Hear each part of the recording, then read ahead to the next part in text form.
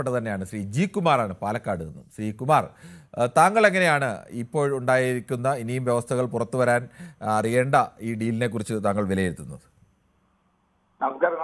നമസ്കാരം. ഇത് എന്തായാലും നരേന്ദ്രമോദിയുടെ ഒരു വിജയമായിട്ടാണ് ഞാൻ കണക്കാക്കുന്നത്. ശരി, പറഞ്ഞോളൂ. നരേന്ദ്രമോദിയുടെ ഒരു വിജയമായിട്ട് കണക്കാക്കാം എന്ന് എന്റെ മനസ്സ് പറയുന്നത്. അപ്പൊ ഓരോരുത്തർക്കും ഓരോ അഭിപ്രായങ്ങൾ ഉണ്ടാവും.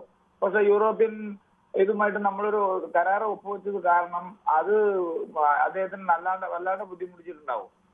US വാണിജ്യ കരാർ, ഇന്ത്യ US വാണിജ്യ കരാർ ഒപ്പുവെച്ച കാരണം കൊണ്ട് ട്രംപിന് അടിയറവ് പറയല്ലാണ്ട് വേറെ രക്ഷയില്ല. ഇവിടെ മുന്നുണ്ടായിരുന്ന രാഷ്ട്രീയ നേതാക്കൾ അയാൾ പറഞ്ഞിട്ടുണ്ടല്ലോ, വൃത്തിയായിട്ട് പറഞ്ഞിട്ടുണ്ടല്ലോ, അമേരിക്കൻ പ്രസിഡന്റ് ട്രംപ് പറഞ്ഞിട്ടുണ്ടല്ലോ, വളരെ ക്രിയാത്മകമായിട്ടുള്ള ഒരു ലീഡറാണ്, വളരെ നല്ല സുഹൃത്താണ് മോഡി എന്ന് പറഞ്ഞിട്ടുണ്ടല്ലോ. ഇതിന്റെ മുന്നിൽ മോഡി സുഹൃത്താണെന്ന് പറഞ്ഞൊരു ആക്ഷേപം പലർക്കും ഉണ്ടാവാം. ആ സുഹൃത്തിനെതിരെല്ലാം എങ്ങനെയൊക്കെ ഇത് ചെയ്തെന്നുള്ളത് 50% തീരുമാനിച്ചതൊക്കെ അങ്ങനെ തീരുമാനിച്ചു. ഫ്രണ്ട് എന്ന് പറഞ്ഞിട്ട് അങ്ങനെ ചെയ്തില്ലേ, മോഡി അങ്ങനെ പറഞ്ഞ ഒരുപാട് കാരണങ്ങൾ പറയാനുണ്ടാവും. പക്ഷെ മോഡി അവിടെ നിന്നത് എങ്ങനെയാണ്? ഇന്ത്യയുടെ കൂടെയാണ് നിന്നത്.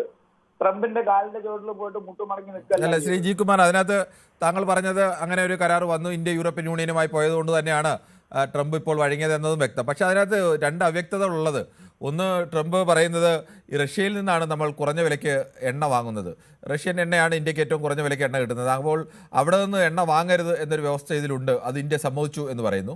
രണ്ടാമത് പറയുന്നത് അദ്ദേഹം $500 ബില്യൺ കാർഷിക സാങ്കേതിക മേഖലയിലേക്ക് ഉൽപ്പന്നങ്ങൾ ഇന്ത്യ അമേരിക്കയിൽ നിന്ന് വാങ്ങാമെന്ന് പറഞ്ഞു. ഈ $500 ബില്യൺ എന്ന് പറഞ്ഞാൽ ഇന്ത്യൻ രൂപയിൽ കണക്കൂട്ടിയാൽ 46 ലക്ഷം കോടി രൂപയാണ്.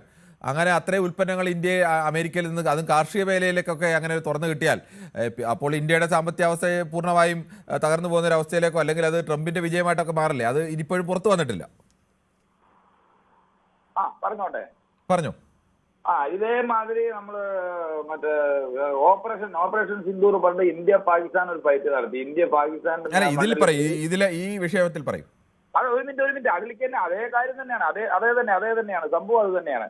അതായത് ഇന്ത്യ പാകിസ്ഥാന്റെ മണ്ണിൽ പോയി ഓപ്പറേഷൻ നടത്തിയിട്ട് അവര്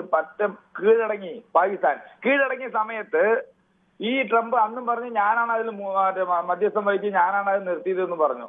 അത് ഇവിടെ കൊട്ടിക്കോഴിച്ച് ഒരുപാട് ചാനലുകാരും ഒരുപാട് എതിർ പാർട്ടികളും, അതായത് BJP എതിർക്കുന്ന പാർട്ടികളും മോഡി മറ്റേ ട്രംപിന്റെ കാലിന്റെ ഇടയിൽ കൊണ്ട് തല വെച്ചു, ഇല്ലാതെ തന്നെ എന്തിനാണ് നിർത്തിയത്, അയാൾ പറയാൻ നിർത്താൻ പറഞ്ഞു, നിർത്തി.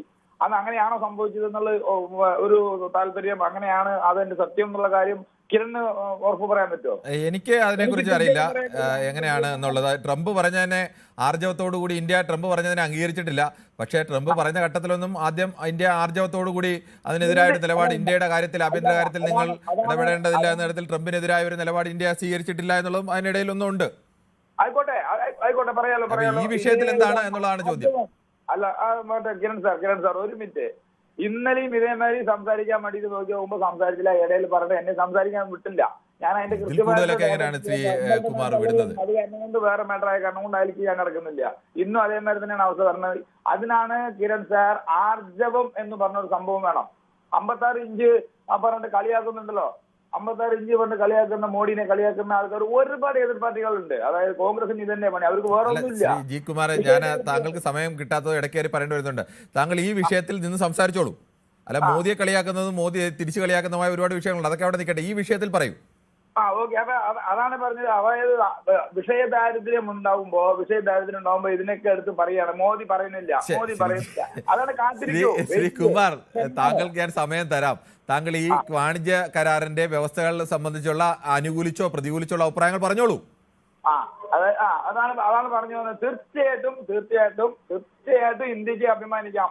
ഓരോ ഇന്ത്യക്കാരനും BJP, കോൺഗ്രസ്, കമ്മ്യൂണിസ്റ്റ്, ജനതാദൾ ആ രാഷ്ട്രീയ ഭേദമന്യേ എന്റെ ഒരു അഭിപ്രായമാണ്, എന്റെ പേഴ്സണൽ അഭിപ്രായമായിട്ട് എടുത്താൽ മതി, പാർട്ടിയുടെ അഭിപ്രായമായിട്ട് എടുക്കണം. ശരി, ഓക്കെ. എന്തായാലും താങ്കൾ ഇപ്പോഴും ദയവേത് ഈ വിഷയത്തിൽ സംസാരിക്കുന്ന പ്രഷർ അതുമായി ബന്ധപ്പെട്ട വിഷയത്തിൽ നിന്ന് സംസാരിക്കണമെന്ന് അഭ്യർത്ഥിക്കുന്നു. നമുക്ക് നമുക്ക് ഒരുപാട് ചർച്ച ചെയ്യാൻ വിഷയങ്ങൾ പല ദിവസങ്ങളും നമ്മൾ എടുത്തിട്ടുണ്ട്. ആ ദിവസങ്ങളൊക്കെ വിശദമായി ചർച്ച ചെയ്യാം.